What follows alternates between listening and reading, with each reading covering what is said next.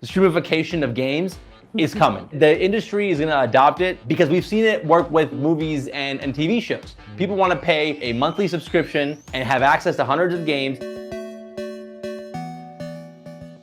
Gaming systems moving to subscription service, is that the new future for gaming? We're not sure, but Sony seems to think so. Sony is set to launch their own subscription service to rival Xbox, which had their Xbox Game Pass come out recently, right? And so Sony is now moving to that tier. They're gonna have 3 tiers for their subscription service. They believe this is a push into to getting more niche players involved into gaming, right? And so, guys, what do we think? Do we think subscription as a service is a future for gaming? For me, yeah, if there was an option where I could just subscribe and even work with a platform agnostic system, then totally. Like for me, it's just about like, it's mostly like the equipment and then the hassle of like kind of where do you even find like the right games that you want to play? That for me is what's difficult. But if I had that like Netflix-like experience with gaming, I could convert back to someone that games a little bit more often. This is a huge industry, first of all, right? I want to kind of dive into some stats about how big the gaming industry is, and there's a reason why a lot of players are jumping in right now. So the gaming industry had $160 billion in revenue of 2020, according to Investopedia,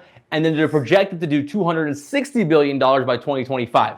Big numbers right there. Just to kind of put that into perspective, the movie industry did about $37 billion in 2021. That's box office and like digital downloads at home.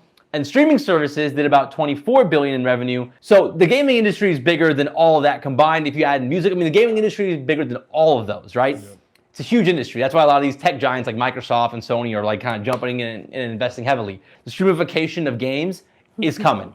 The industry is gonna adopt it because we've seen it work with movies and TV shows. People wanna pay a monthly subscription and have access to hundreds of games. And I think that the gaming industry is gonna kind of copy the movie model where like you're gonna have the big time games, the AAA games like the Call of Duties of the world and the FIFAs and Maddens of the world. They're gonna have their releases and they're gonna like be not individual games and not necessarily on these streaming platforms.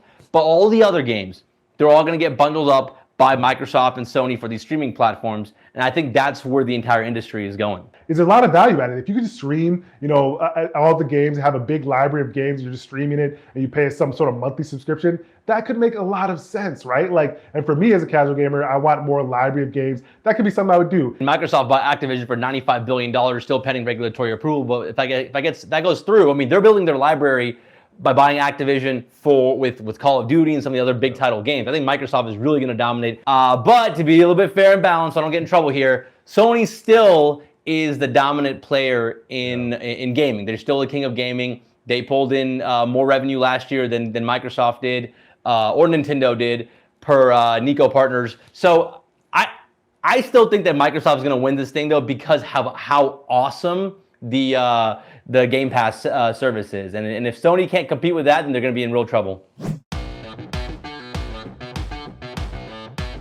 Hey y'all, thanks for watching. Make sure you tune in every day. Also hit that like, subscribe, and notification buttons. We'll see you tomorrow.